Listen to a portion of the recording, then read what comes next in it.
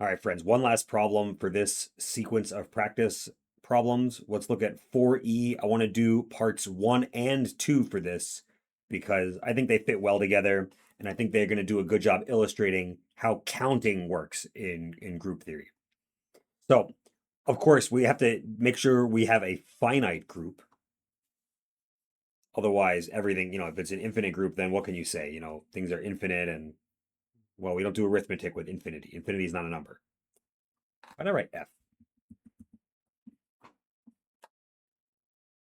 Oh, for finite. That was why. So we say G is a finite group.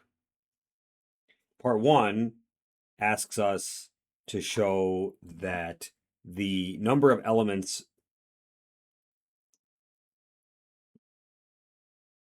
not equal to their own inverse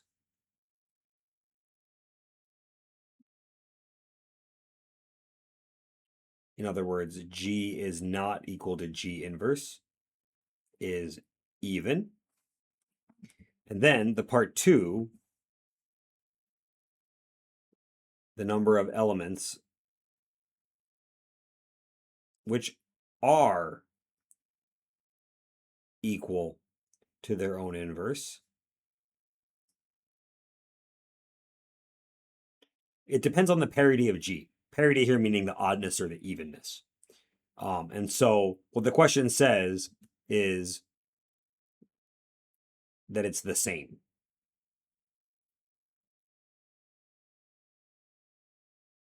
And one piece of notation that I didn't say from the text is that we use these absolute value bars called the order to refer to the number of elements. So this symbol, absolute value of G, is going to be pronounced the order of G, and it means the number of elements of G in total.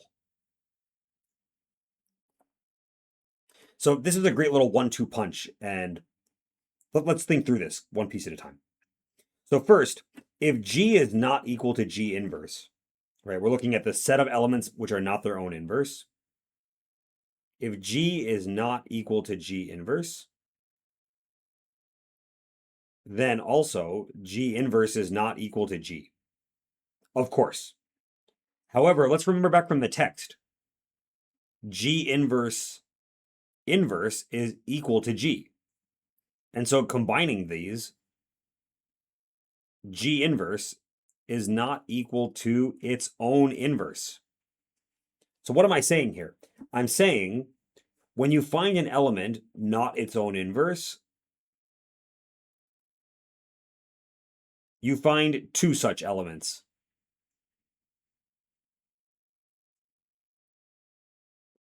Maybe said more succinctly, when I turn this around, right, I got G not equal to G inverse not equal to G inverse, not equal to its own inverse. What a mouthful. So in summary, when you find one element, you find its partner because every element has an inverse, and therefore they come in 2s. So the total must be even.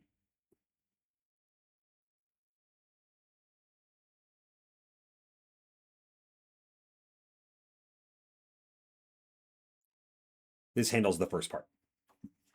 Now for the second part, let's realize every element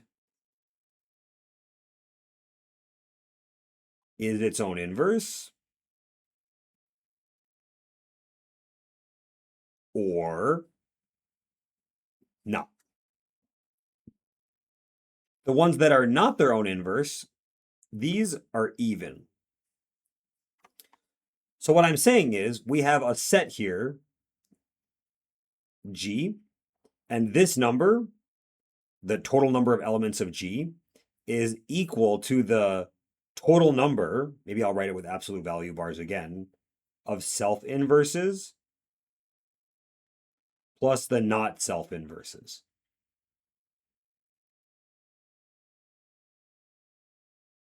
So therefore, the number of self-inverses is equal to the total amount minus something even. And the magic now is if you have odd minus even, you get odd. If you have even minus even, you get even. And this is what I wanted to show. The number of things that are self-inverse is the same as whatever the parity of the number of self-inverse is the same as the parity of the order of G. If G has an odd number of elements, the number of self-inverse is odd. If G has an even number of elements, the number of self-inverses is even.